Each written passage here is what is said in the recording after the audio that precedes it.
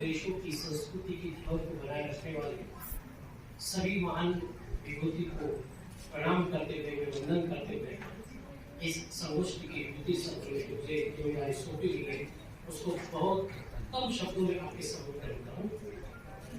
अभी सुबह उद्घाटन सत्र में जिस काव्य संग्रह का विमोचन हुआ उस काव्य संग्रह का नाम है,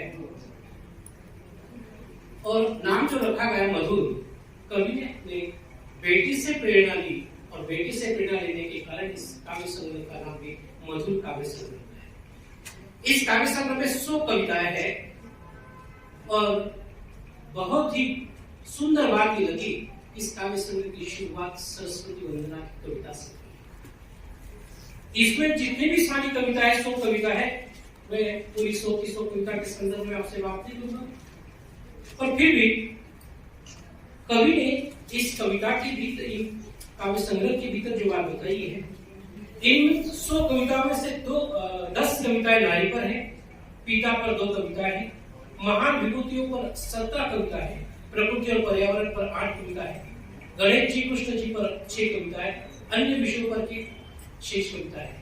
कुल मिलाकर कवि ने इस काव्य संग्रह में प्रकृति को लिया है, अध्यात्म को लिया है, भक्ति को भी लिया है, महान विभूति को भी लिया है, विमर्श को भी लिया है, नारी को भी लिया है, और उसी के साथ साथ जो महान व्यक्ति है, महान व्यक्ति के जीवन पर भी कविता लिखी, जैसे कि अटल जी पर कविता है, प्रधानमंत्री मोदी जी पर कविता है, स्वामी विवेकानंद जी पर कविता है। तो ये जो कविता है, ये कविता कवि ने जो कहना चाह रहे हैं, उसमें कवि की एक धारणा है कि इन महान विभूतियों के विचार को केवल हमें सुनना नहीं है, उनमें से कुछ विचारों को अपने जीवन में उतारने का प्रयास करना है।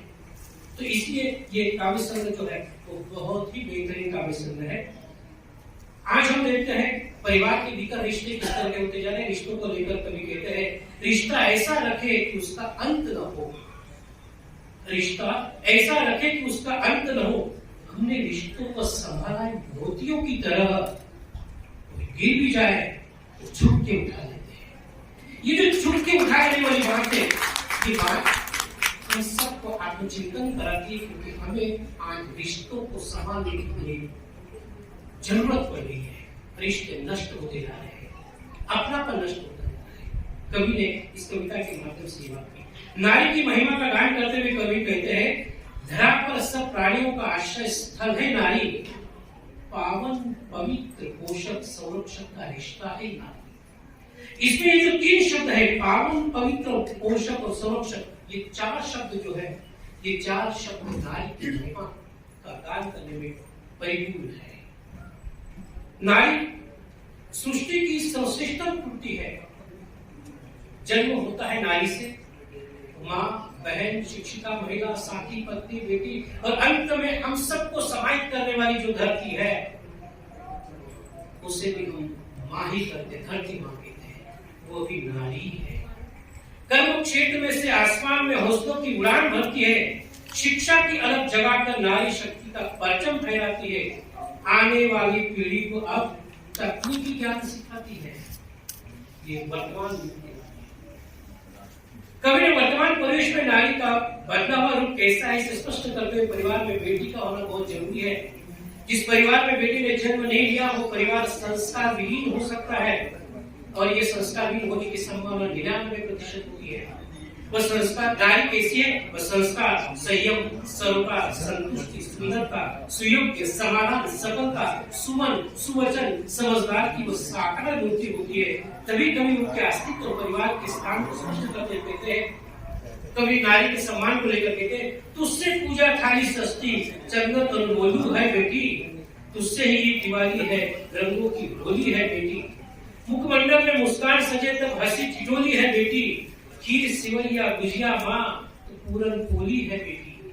ये जो बेटी की महिमा का गान कवि ने किया है, बहुत सारी कविता है, समय मुझे दिया गया है, उसको ध्यान में रखते हुए केवल एक बात जो मुझे अच्छी लगी है कि इस पूरे काव्य संग्रह में 100 कविताओं में कवि ने जो बात की है, हमारी संस्कृति में जो गुरु शिष्य की परंपरा रही है और उस गुरु शिष्य की परंपरा का निर्वाह किया जाता है, और वर्तमान स्थिति में ये परंपरा देखने की वर्तमान शिक्षा प्रणाली केवल उपाधि प्रदान करती है, उन उपाधियों का जिंदगी के साथ कोई संबंध नहीं है। वर्तमान शिक्षा प्रणाली म्युनिसिपालिटी की उस कचरे के डिब्बे के समान हो गई है, कुछ जिसमें से केवल बेकारी की बदबू आती है। वर्तमान गुरु शिष्य के संबंध पर प्रकाश डालते हुए कवि कहते हैं, वर्तमान में शिष्य की बदल चुकी है परिभाषा। आज कहीं कोई एकलव्य नजर नहीं आता, ये कवि की चिंता है। कुर्सी बंदूक तलवार के जोर पर अंक पाना चाहते, अपना अंगूठा देना तो दूर, चाकू सामने काट पर चिप डालते। ये जो वर्तमान की स्थिति है, इसको लेकर कवि बड़े चिंतित है। इस कविता संग्रह की सबसे अच्छी और बेहतरीन कविता जो मुझे लगी वो है शिक्षक कौन क्या, शिक्षक कौन है क्या है। वो इसलिए कि शिक्षक की व्यथा की कथा को इस कविता में मचा गया है, और मैं शिक्षक होने के नाते वो बेहतरीन कविता लिखी, क्योंकि शिक्षक की व्यथा को वही समझ सकता है जो शिक्षक हो। जैसे मीरा ने बात की, घायल की गति खाया जाए, जिसने कभी चोट खाई नहीं है, जिसने कभी भूखा रहा नहीं है, वो रोटी की कीमत का क्या समझ सकता है। कभी ने इसमें शिक्षक की बात को नहीं सकती है। तो कहते हैं वो अपने कार्य के प्रति, ज्ञानदान के प्रति ईमानदार है शिक्षक। मैं ये भी मानता हूँ कि चंद बेईमान शिक्षकों के कारण सारे शिक्षकों को बदनाम किया जा रहा है, उनकी दृष्टि से सभी का मूल्यांकन किया जाना ये गलत है। वो अपने कर्तव्य के प्रति हमेशा सजग रहता है। कभी कहते हैं शिक्षक एक प्रवाह है, मंजिल नहीं राह है। शिक्षक पवित्र है, महक फैलाने वाला पित्र है। शिक्षक स्वयं जिज्ञासा है, खुद कुआं है पर प्यासा है। ये जो शब्द है, ये शब्द शिक्षक के जो योगदान है समाज निर्माण में, उस योगदान पर होते थे। शिक्षक कितना योगदान करता है, उसका कितना महत्व इस पर कवि कहते हैं, शिक्षक न दीपक है न बाती है, वह तो रोशनी है, वह स्निग्ध तेल है, क्योंकि उसी पर दीपक का सारा खेल है। लेकिन यकीन मानो जब वो अपनी भूमिका में होता है, तब जमीन का होकर भी वो आसमान सा होता है। इतनी खूबी शिक्षक के होते हैं। इस काव्य संग्रह की सभी कविताएं हमारे पढ़ने के काम की है, जीवन को नई दिशा देने का काम ये कविताएं करती है। अंत में रोटी की बात कहकर मैं इस समीक्षा को समाप्त करता हूँ। रोटी की कीमत उसे ही पता चलती है जिसे भूख का एहसास हो। रोटी की खाती की सारी दुनिया भाग दौड़ कर रही है। कभी कहते हैं 2 वक्त की रोटी खाती भाग दौड़ करते सारे लोग। कोई बंदा भूखा सोता तो कोई पाता 56 हो।